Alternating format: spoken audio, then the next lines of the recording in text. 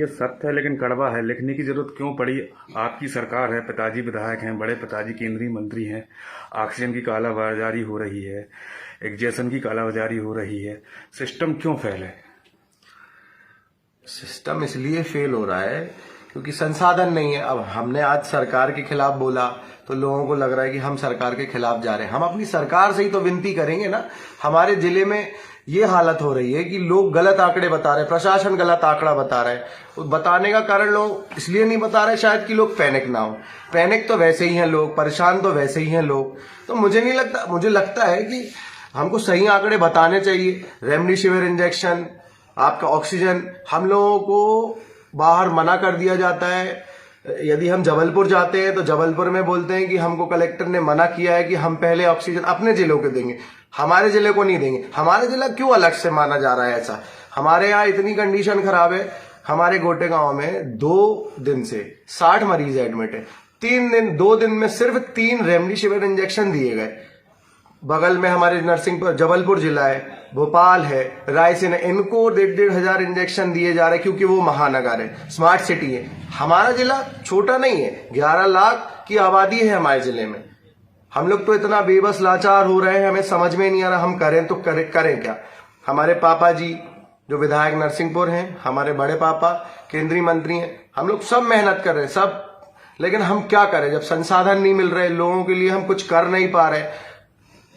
लोगों की मदद में क्या परेशानी हो रही है? शमशान घाट का सच सरकार ने नहीं देख पा रही है क्योंकि मौतें आपके जिले में रोज हो रही हैं। कहाँ चूक हो रही है? गलत आंकड़े बता रहे हैं इसलिए चूक हो रही है। हम एक बहुत छोटे से गांव में रहते हैं जिसकी आबादी 55,000 होगी, और जो मरघट का रास्ता जाता है वो मेरे घर के सामने से होते हुए जाता है। ये मैंने अपनी आंखों से देख रहा हूँ और रोज ही देखता हूँ। कम से कम 10 मौतें तो होती है और मेरे घर के सामने से मिट्टी जाती है। जिला प्रशासन के कार्यों को कैसे देखते हैं आप?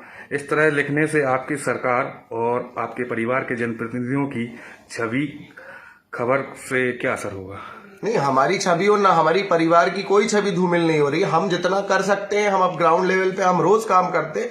हमको इसलिए दुख होता, देख रहे हैं हमारी क्यों छवि खराब होगी। हम तो लोगों के लिए कर रहे हैं और जहां तक बन पड़ेगा हम करेंगे। और रही प्रशासन की बात नरसिंहपुर जिले की, तो वो कालाबाजारी करवा रहे हैं क्योंकि इंजेक्शन कहां से उपलब्ध हो रहे हैं लोगों को, कहां से आप 20,000 25,000। कल एक महिला आई थी, उसने मेरे को बताया कि 24,000 में जिला अस्पताल से इंजेक्शन खरीद के लाई है वो। तो ये कहां से आ रहे हैं इंजेक्शन आपके पास? आप कह रहे हैं हमारे पास इंजेक्शन नहीं है, ये नहीं है, वो नहीं है। आपके पास सब है, बस आप उसको कमाने में लगे हुए। CHMO हो गए हमारे, यही मतलब आप समझो लोगों की जान बचाओ, मानव सेवा तो करो। कब तक आप इन सब चीजों को लेके ढोगे? कब तक आप लोगों की बद्दुआएं लोगे? कम से कम एक बार अपना अच्छा कुछ करके दिखाएं, कुछ अच्छा जिले के लिए। लेकिन एक बात मुझे समझ में अभी भी नहीं आती है कि जिला प्रशासन क्यों झूठ बोल रहा है। सारी चीजें हैं, सिर्फ ऑक्सीजन रेमडेसिविर की कमी है। कलेक्टर साहब से मेरी विनती है, मुख्यमंत्री सर से मेरी विनती है, PM से मेरे जिले की तरफ ध्यान दें। यहाँ बहुत हाहाकार मचा हुआ है। रोज कम से कम हमारे जिले में रोज कम से कम 50 मौतें होती हैं। ये सिर्फ मैं गोटे गांव का बताया था जहां 10 होती हैं, बाकी पूरे जिले में कम से कम 50 मौतें होती हैं, जिसमें कि ये लिखा नहीं जाता है कि ये कोविड मरीज है। क्यों नहीं लिखा जा रहा है कि कोविड मरीज है? क्योंकि आंकड़े आप गलत बता रहे हैं। शुक्रिया।